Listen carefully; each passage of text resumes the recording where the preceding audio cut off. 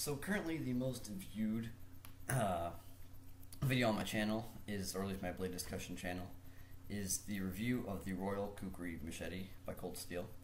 And I don't want to mislead anybody, and it was an unboxing and more of a first impression. It wasn't really a true review. So now here we are about 2, maybe even 3 years later, and I've decided, why not do a follow-up? So so why not? As far as the blade, it actually held up pretty nicely. I don't know if you can see it there, but it did get some light surface rust on it. That was primarily because it's a high carbon steel blade, and I didn't oil it before I stored it. I didn't think about it, I don't know why. So this black coating is definitely important, which makes another issue kind of a bigger concern. Is the black coating actually started wearing off, which I expected over time, but I didn't expect it to last forever. However, it wore off faster and easier than I thought it should. When I was chopping something at an angle like this, like I did in my last review, or the original video for it, it didn't do anything. But when I hit things straight on, just tried to see how deep I could sink the kukri into the material, that material being wood, it started to come off right away.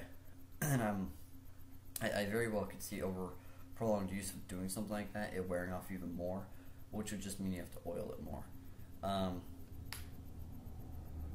Not a big issue. Like I said, you can oil it, or even use, there's different types of wax you can use to prevent it from rusting, and if you do, it's just a surface rust. I use a metal polish or something to get it off, no problem. The other problem that I noticed after more use is how soft the steel is. It's very soft, and it's got minor edge damage, and it's taken some from wood, things like that, but nothing I couldn't fix within a couple of minutes with a stone. It is easy to resharpen because it is so soft, but it is kind of annoying to have to resharpen it so often. As far as the handle goes, the handle is held up very nicely with absolutely no damage whatsoever,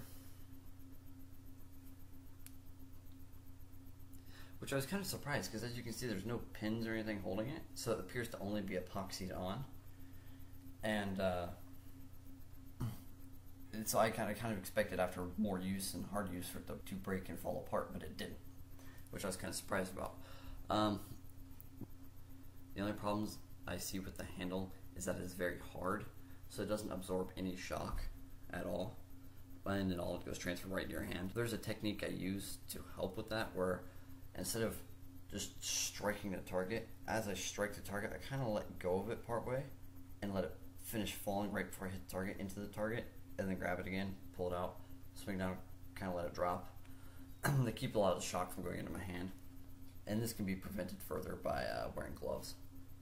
The other problem I find is this texturing right here on the handle is like a diamond shape, which is fine, and you've got this horizontal lines here, which is also fine. However, the horizontal lines on the back present a problem. While holding it, if I hit something, my hand tends to slide off in the direction of those lines, off to the side like this. Especially when my hands begin to sweat. Again, wearing gloves can help with this. Something else I use is actually I wrap my thumb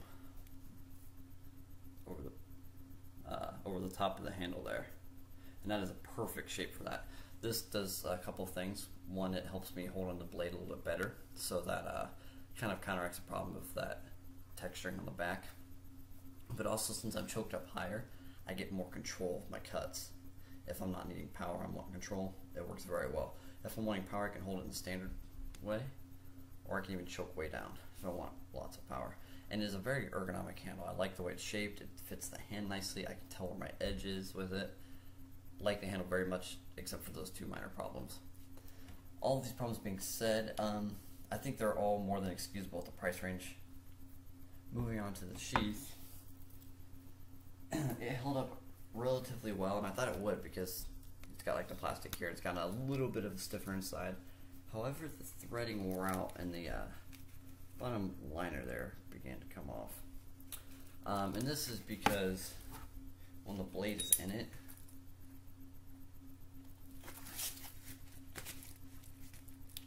that's right where the curve is, and it tends to bunch up, and as it bunches up and straightens back out and everything, it worked the fibers thin, or it worked the thread thin, and it wore out. And so that was a problem. I think if they put a rivet there, or even if they had actually put this hard plastic all along the outsides, that would have prevented that, and it would have solved a lot of problems.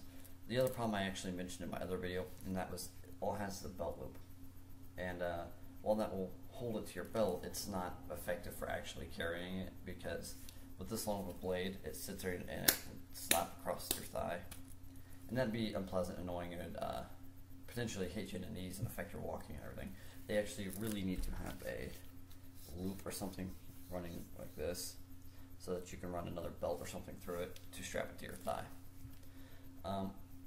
And this is a pretty common problem with your lower price range machetes and things. Personally, I'd be willing to pay anywhere from $10 to $20 more for a decent sheath, because, I mean, while you can use the tool itself without a carrying case or sheath of some sort, if you need to take the tool somewhere and you can't take it because the sheath for it is just crap, then you can't take it, and then you can't use it. Doesn't matter how good the tool is. And I know you could shove it in a bag or something, but then you get into problems of it poking through the side of your bag, it cutting open the side of your bag, or simply it tearing up other objects in there, or it actually dulling the blade. In this case, that would be pretty likely to happen because it's such a soft metal. Now, it probably wouldn't get dull on the side of the bag itself, more like other objects in the bag.